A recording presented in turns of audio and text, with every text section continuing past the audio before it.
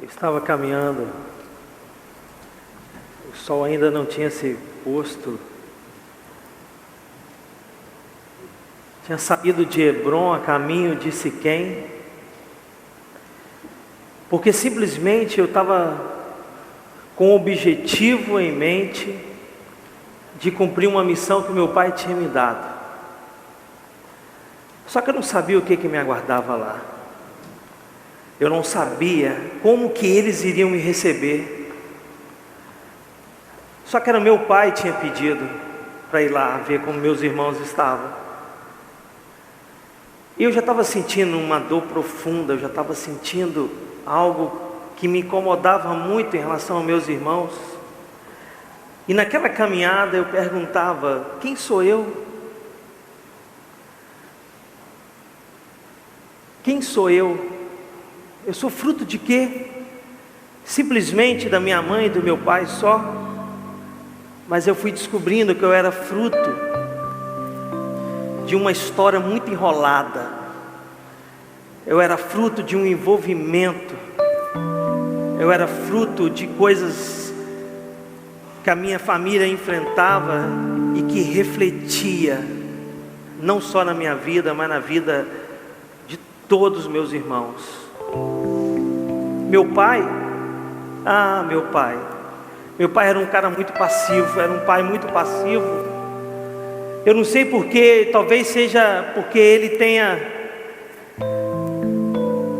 recebeu muito carinho, tenha recebido muito carinho da minha avó, que era sua mãe. A minha avó protegia muito meu pai, minha avó Rebeca. E meu avô Isaac protegia o outro tio, o outro irmão. Eles eram gêmeos, era o meu tio. O meu pai enganou o meu avô. Eu sou fruto dessa enrolação. O meu pai roubou a bênção que era do meu irmão.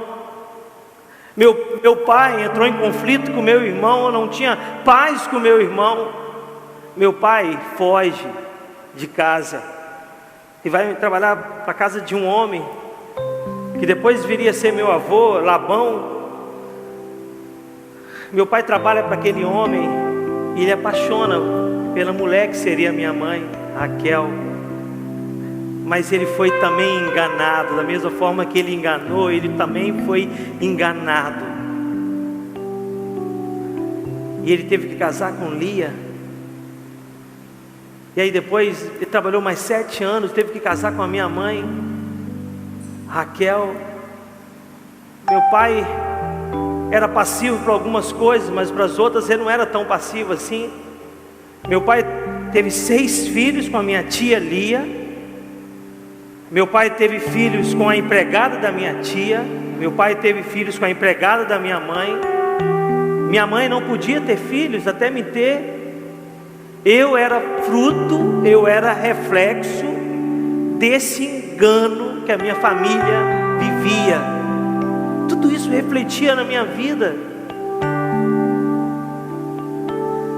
E aí nesse dia, quando eu saí de Hebrom, e meu pai pediu para eu caminhar até Siquém para ver como meus irmãos estavam, aquele dia para mim era um dia que eu não queria que não tivesse existido na minha vida. E eu lembrava da minha mãe, eu tinha perdido a minha mãe. Todo mundo não gostava da gente, ninguém gostava da gente. A minha tia tinha inveja da minha mãe, as empregadas zombavam da minha mãe. E consequência disso, todo mundo tinha ódio, não só da minha mãe, mas tinha ódio de mim. E eu o que tinha feito? Um garoto, 17 anos, o que eu tinha feito para herdar aquilo? E naquela caminhada eu pensava, eu falava, e eu não sabia quem eu era. Eu queria fazer algo para agradar meus irmãos. Tudo bem que eu era imaturo, certo? Eu era novo. Mas tudo que eu sonhava eu queria contar para meus irmãos, buscando aceitação. Sendo assim, talvez eles iriam me aceitar. As coisas pioravam. As coisas só iria piorar, e eu não sabia o que ia fazer.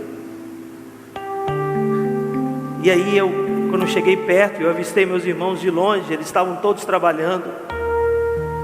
Eu senti ódio ao olhar para aqueles olhos, senti o ódio brotar daqueles olhos. Eu amava os meus irmãos, eu queria amá-los cada vez mais, mas parecia que eles estavam armando para me matar, parecia que eles queriam destruir a minha vida. E quando eu cheguei perto, eles me pegaram brutalmente. Eles rasgaram uma túnica que eu tinha ganhado do meu pai, e também foi motivo também de muito ódio, muita contenda entre nós. Eles queriam me matar, eles queriam me esganar, eles queriam acabar com a minha vida. E eu fui jogado numa cisterna, graças ao meu irmão Rubem, que teve essa ideia, porque depois ele planejava me tirar de lá. Mas quando eu caí naquela cisterna, a primeira coisa que eu lembrei foi da minha mãe. Eu comecei a chorar, eu comecei a sentir uma dor no peito, algo assim que terrível, que eu não sei explicar. Como pode os meus irmãos, filhos do meu pai, como pode eles fazerem isso comigo? E o único colo que eu tinha, a única fortaleza, o único abrigo que eu tinha era o colo da minha mãe. E ela tinha ido já. E meu pai, que tentava fazer isso comigo, as coisas só pioravam. As coisas iam de mal a pior. Ali, queridos, dentro daquela cisterna, eu senti uma dor no peito terrível, terrível. Eu queria que aquele dia não tivesse existido na história da minha vida. E ali, naquele dia, naquele momento, eu fui vendido como escravo. Quando acordei, eu parecia um bicho. Não parecia gente, eu parecia mais um bicho do que gente. Eu estava com algemas, eu estava com correntes, eu estava preso a uns lugares, eu não sabia o que estava acontecendo. Eu só sabia que eles estavam me levando, aqueles homens que tinham me comprado. Eu não sei quanto que eles pagaram por mim, mas foi um preço que normalmente se paga por um escravo aleijado. E eu estava caminhando para um lugar que eu não conhecia, mas via na minha mente as cenas, eu sentia tudo novamente. O momento que eu encontrei com meus irmãos, o momento que eles me agarraram, o momento que eles me jogaram naquele buraco, aquilo vinha na minha mente, e eu perguntava por quê? Eu perguntava por quê, Senhor, eu não estou entendendo. O que eu fiz? O que a minha mãe fez? Porque ela era estéril, ela não podia ter filhos, aí ela foi me ter depois. E o que mais doeu foi saber que eu não tinha mais a minha mãe, que eu estava longe, eu não estava longe do meu pai, eu estava perdendo a minha família. Os meus irmãos, talvez eles podiam não gostar de mim por um motivo ou outro, que eles também absorveram também dessa enganação que aconteceu na minha família. Poxa, mas eu convivia com eles, eu cresci do lado deles. Deixei um irmãozinho bebê em casa que morreu justamente no parto que a minha mãe morreu. Ou melhor, meu irmão Benjamin nasceu justamente no dia que a minha mãe morreu, naquele parto terrível. Eu não vou ver mais o meu irmão Benjamin, que também é filho da minha mãe e do meu pai. Eu não veria mais os meus pais, principalmente o meu pai que ainda estava vivo. Eu não tinha esperança nenhuma. E aí quando a gente chega numa cidade, num lugar grande, depois eu fui descobrir que era o Egito, era um outro país. Ouvindo aquelas pessoas conversando, eu percebi que eles não falavam a minha língua, o hebraico que eu aprendi lá na casa de meu pai. Eles falavam uma outra língua e eu não entendia nada. Eu falei, Senhor, o que eu vou fazer aqui nessa terra de todo mundo, sendo que eu sou de ninguém? E eu me lembrei do meu Deus. eu me lembrei que mesmo com os enganos, o meu pai, o meu avô, ele serviu a um Deus grande. E aí eu fui vendido novamente. Era um sentimento misturado de alegria ou de tristeza por ser vendido novamente. Mas agora eu começo a trabalhar na casa de um homem importante. Ele era chefe, ele era capitão da guarda real do rei do Egito, de Faraó. E aquilo traz uma certa motivação. Eu começo a trabalhar, eu começo a ter algo para fazer. E eu focava: pai, eu tenho o Senhor ainda, eu não tenho a minha família, mas está levantando pessoas que estão valorizando, estão me valorizando. Eu começo a trabalhar, e Deus era comigo, Deus estava comigo, tudo que eu fazia prosperava. Aquele homem, Potifar, ele era abençoado por ter a minha presença ali, não por minha causa, mas por causa do Deus que tinha dentro de mim, pela fé que eu tinha em Deus. E eu comecei a trabalhar, eu me empolguei, eu trabalhava, eu comprava, eu organizava, eu fazia listas, e de repente aquele homem me recompensou por isso, me colocou para fazer coisas mais importantes naquela casa. Eu virei mordomo naquela casa, eu estava administrando. Que coisa legal, aquele homem confiou em mim, coisa que eu não aprendi do meu pai, coisa que meu pai só achava que eu não tinha condições de fazer, eu me protegia demais. E eu achava que aquela proteção era boa, mas no decorrer da vida a gente descobre que a proteção demais atrapalha a gente desenvolver. E aquele homem estava dando aquela oportunidade. Eu cheguei a olhar e imaginar meu pai ali, imaginar a minha casa ali, mas não era a minha casa. Mas eu continuei trabalhando. Tinha outros empregados também. Aquele homem tinha uma mulher, e aquela mulher sempre me olhava.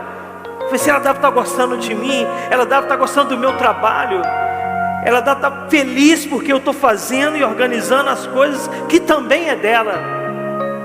Só que um dia aconteceu algo terrível. Eu comecei a sofrer uma tentação. A gente sofre a tentação interna pela falta de afeto que a gente tem às vezes, e a gente sofre as tentações externas. Eu sentia falta de carinho, eu sentia falta de afeto. Eu era um jovem desnutrido com afetividade.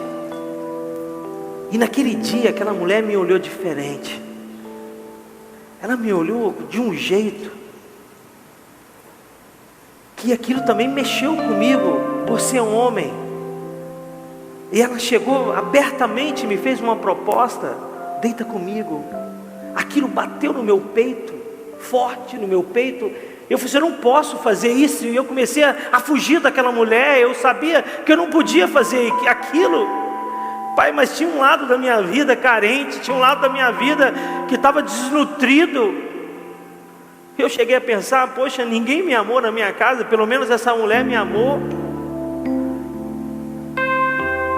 Mas eu comecei a fugir, porque tinha algo dentro de mim também muito mais forte do que aqueles sentimentos. E eu comecei a fugir daquela mulher. Mas teve um dia que eu cheguei para trabalhar, e quando eu entrei dentro de casa estava um silêncio. Eu comecei a caminhar e não vi os empregados, eu não vi nada. E quando eu abri os meus olhos, eu estava no meio de uma armadilha. Aquela mulher, ela armou aquele momento, armou aquela situação para me pegar. E eu tive que fugir com muita força. Eu tive que agir com muita força e muita disposição. Mas naquele momento, o que fez eu fugir foi eu olhar para o meu Deus. Eu podia não ter nada naquele momento, mas eu tinha um Deus dentro de mim. E eu olhei para o meu Deus, é Ele que me deu força para fugir. Se não fosse Ele, talvez eu teria caído. Mas o meu Deus fez eu resistir àquela tentação. Mas só que aconteceu algo terrível. A minha roupa ficou na mão daquela mulher. Eu não sei se foi a força que ela puxou, ou que foi a força que eu corri. Eu só sei que eu fiz muita força para correr, e a minha roupa ficou na mão daquela mulher. E quando eu saí, tinha uma armadilha toda para mim. Ela começa a gritar e as pessoas começam a olhar. E eu fui preso injustamente, porque eu simplesmente fugi, e ela falou que eu tinha cometido adultério com ela. E eu fui parar numa cadeia, numa prisão. E aí quando me jogaram naquela prisão, sabe qual foi o sentimento? Veio à tona o sentimento da cisterna. Veio tudo à tona. Eu lembrei da minha mãe, eu lembrei do olhar dos meus irmãos, eu lembrei da solidão, eu lembrei do vazio. Eu lembrei da dor, a dor era a mesma, a dor no peito era a mesma. Eu falei: Senhor, por que, Senhor? Por que eu fui escolhido para viver isso, Pai? De novo, eu agora numa cadeia, preso injustamente. E de novo, Pai, eu passando por um problema de uma cisterna. Agora era uma cisterna maior, era uma cisterna de grade, era uma cisterna que tinha outros lá caído, prostrado. E eu tive vontade de prostrar, tive vontade de não levantar mais, de ficar deitado ali sem levantar. Eu não queria comer. Mas eu lembrei que eu tinha Deus.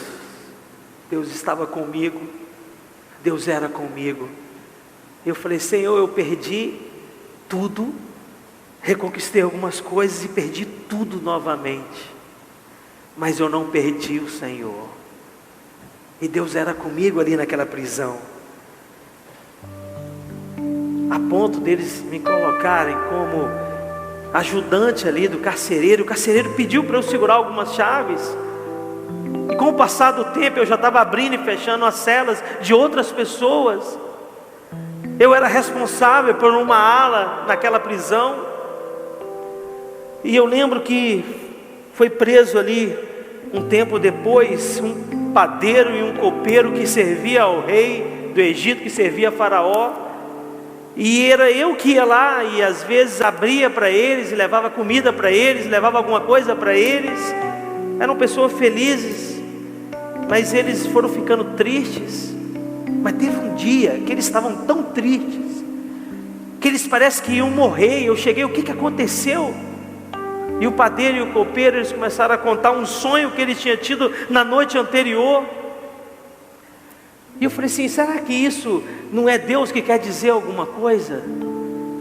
E naquele momento, o mesmo Deus que estava comigo me deu iluminação para eu falar o significado daqueles sonhos para aquele padeiro e para aquele copeiro. E um dos significados daquele sonho era que o padeiro, os dois iriam sair dali, mas o padeiro seria morto, seria enforcado. Mas o copeiro não. O copeiro estaria de volta trabalhando com o rei, e o rei ia honrar aquele copeiro. E eu virei para aquele copeiro, eu olhei para aquele copeiro e vi aquele copeiro como a minha esperança, a minha chance. Falei: cara, eu fiquei seu amigo aqui, faz o seguinte, lembra de mim. Quando você estiver lá no rei, fala com ele, eu conheci um cara lá, o nome dele é José, ele veio forçado aqui para o Egito, ele foi vendido. Diz para ele também que eu estou preso aqui injustamente, que eu não tive culpa em nada. Talvez ele até vai saber o que aconteceu, por que eu fui preso, mas eu não tive culpa de nada. Diz para ele, lembra de mim. E aquele copeiro olhou para mim e falou o seguinte: eu vou lembrar de você, eu não vou esquecer de você. Acendeu uma luz, era a luz da esperança. O meu coração começou a bater forte. Era a esperança que eu tinha de sair dali, porque ninguém sabia que eu estava naquele lugar. Por mim eu ia ficar naquele lugar pro resto da minha vida, e eu não queria. E eu olhei para aquele homem, e ele falou: não vou esquecer de você, José. Eu lembro de mim, querido, lembra de mim quando você estiver diante do rei. Mas só que todo dia de manhã, quando eu acordava, eu ia lá na grade, eu ia lá nos corredores, eu ia lá falar com outro preso, eu perguntava ao carcereiro se tinha algum recado para mim, se tinha alguma coisa para mim, e os dias foram passando, e nada. Eu fui esquecido ali novamente naquela prisão. E aí quanto mais passavam aqueles dias, semanas, meses, eu falava: Senhor, aquele copeiro esqueceu de mim. Pai, ele não falou, porque se ele tivesse falado, com certeza já tinha vindo alguém aqui me tirar. Ele não falou de mim.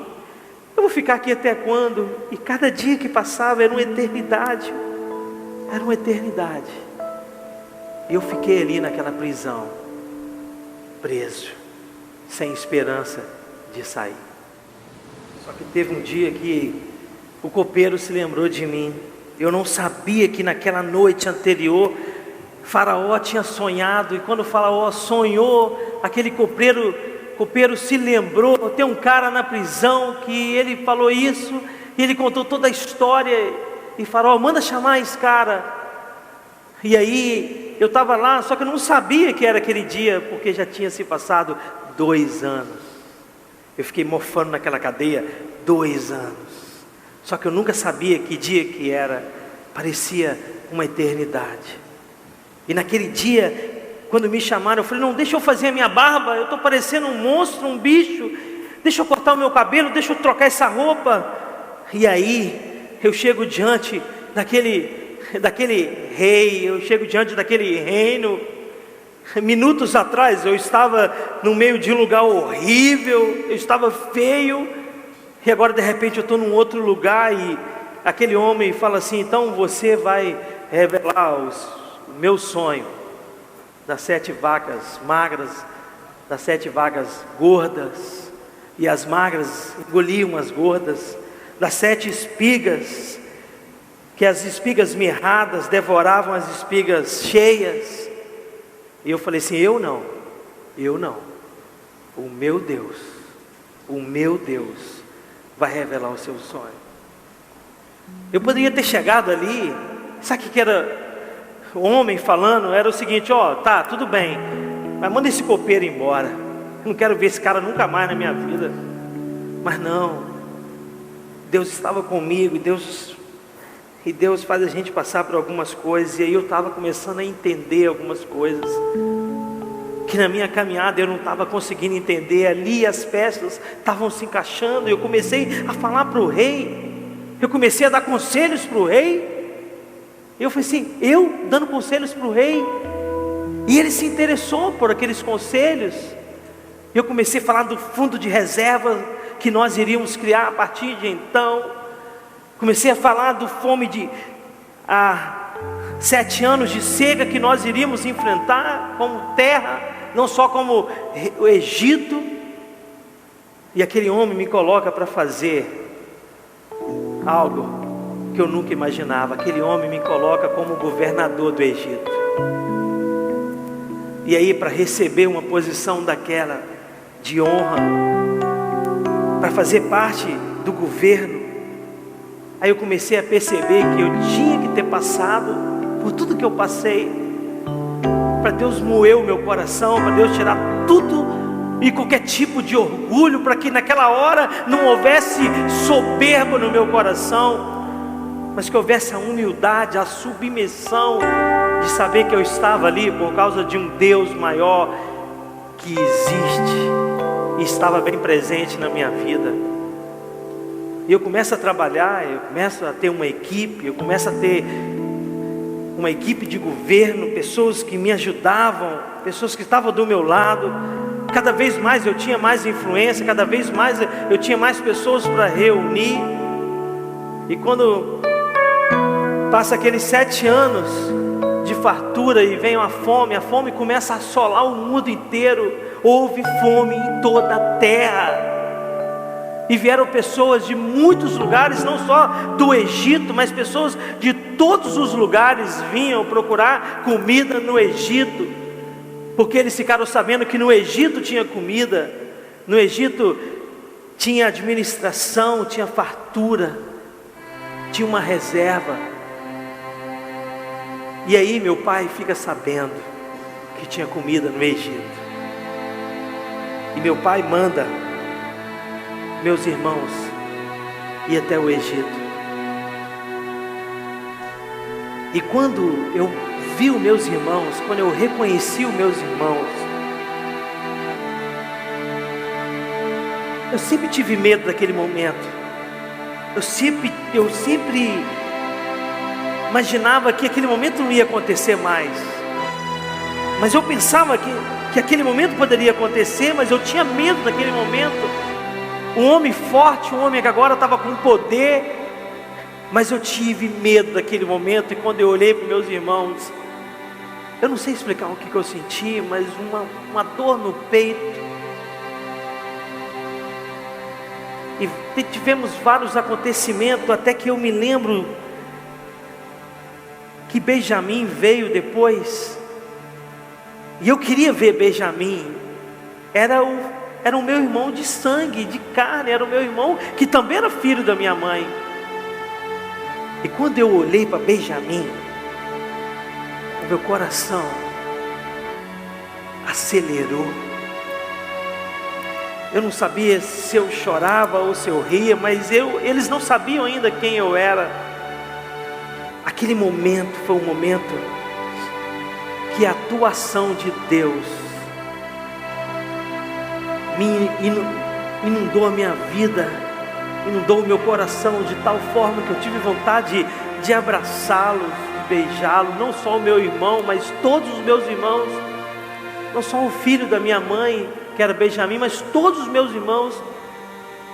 Eu queria abraçar, eu queria beijar. Foi quando eu saí de perto deles, eu fui para o meu quarto. E quando chegou ali no quarto, eu comecei a chorar como uma criança, porque o Senhor estava me dando de volta a minha família, o Senhor estava sarando o meu coração.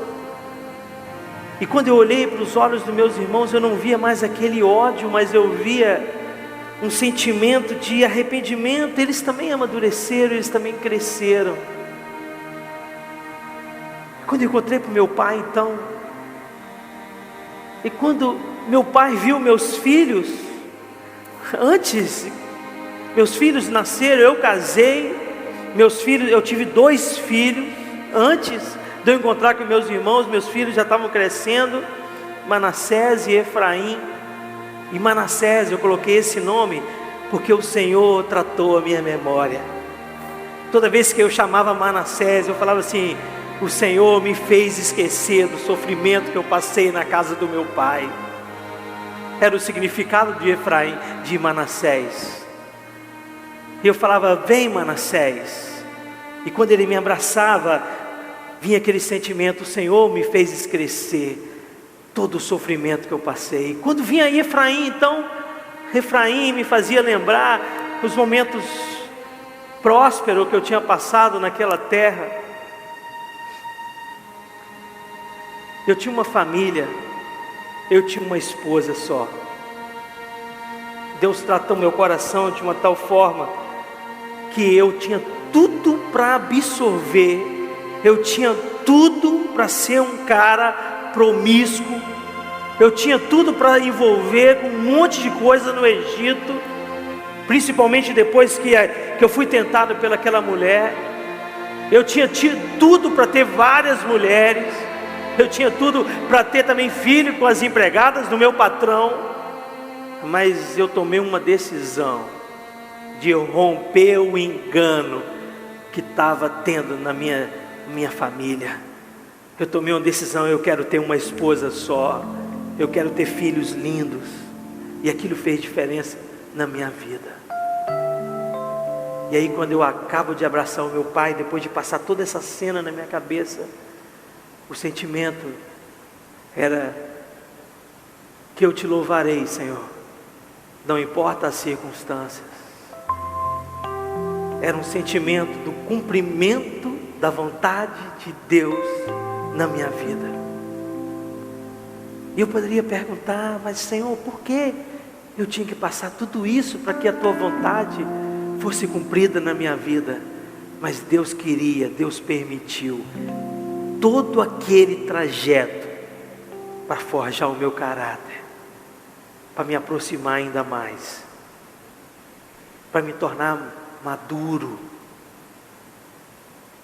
para que eu pudesse ter sabedoria e discernimento para governar aquele povo. Eu precisava ter não só maturidade moral, intelectual, mas maturidade espiritual.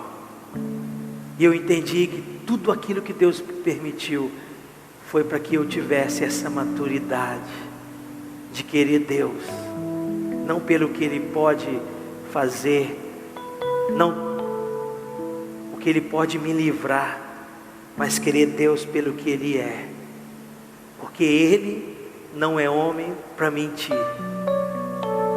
Vários homens mentiram para mim, mas Deus não é homem para mentir. E eu estava feliz por estar fazendo parte da vontade de Deus.